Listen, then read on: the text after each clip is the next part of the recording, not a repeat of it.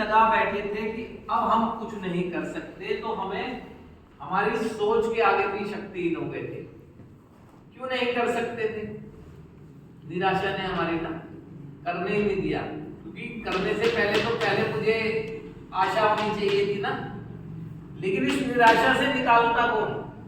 सुझाव जो मिल रहे थे वो करने के लिए मिल रहे थे, मुझे आशावान बनाने के लिए नहीं मिल रहे थे, और ना ही कुछ कोशिश कर रहा था मैं अपनी सोच के आगे भी शक्तिहीन हूं, विचारों के आगे भी शक्तिहीन हूं, किए गए व्यवहारों के आगे भी शक्तिहीन हूं ना।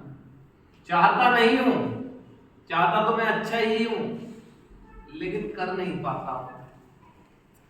तो आज आपको ये पहले जब अपनी शक्तिहीनता समझ आ जाती है, तब आपको वर्तमान क्षण में एक ही चीज फोकस करनी चाहिए।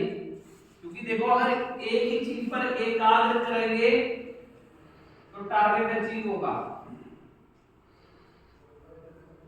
अगर किसी का फोकस एक चीज पे रहेगा, अर्जुन का अगर ध्यान आंख पर था ना, मछली की तो आंख पर ही था, उसके दाएं बाएं चीजों पर नहीं था, फोकस नहीं था। आपका फोकस अगर सुधार होगा ना, तो सुधार की दृष्टि से आप ये देखेंगे कि चाहत तो मेरी अच्छी है, जीवन तो मैं जीना चाहता हूं, जीवन तो वैसे भी हम जाने अनजाने में बर्बाद करते चले गए, चाहते तो खुशियां ही हैं, लेकिन ये पूरी क्यों नहीं हो रही है? तो पता लगेगा कि मेरे अंदर ही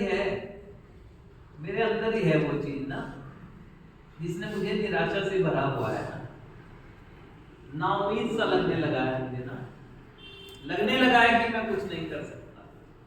और ऐसा सोचता भी इसलिए हूं क्योंकि आप दूसरे भी क्योंकि कहते यही है कि ये नहीं सुधर सकता। तो दूसरे जो कहते हैं सच्चाई कोई होती है, सच्चाई तो मेरे भीतर होती है। मेरे भीतर है कि मेरे अंदर आज भी सुधार की चाहत है, इतना कुछ निराश होने के बाद भी। या बताएं कि नहीं है? तो आपके साथ आज अंदर आपके निराशा तो है, लेकिन साथ में चाहत भी है कि मैं सुधार में बनूं, अच्छा करूं। दोनों चीज है। दिक्कत क्या है? आप मोटिवेट नहीं हो रहे, आप आशावान नहीं बन रहे, ये स्वीकार ही नहीं कर रहे हो कि इतना कुछ करने के बावजूद भी अगर मैं आज अस्तित्व में हूं, तो मेरे अस्तित्व का कोई ना कोई मूल्य है।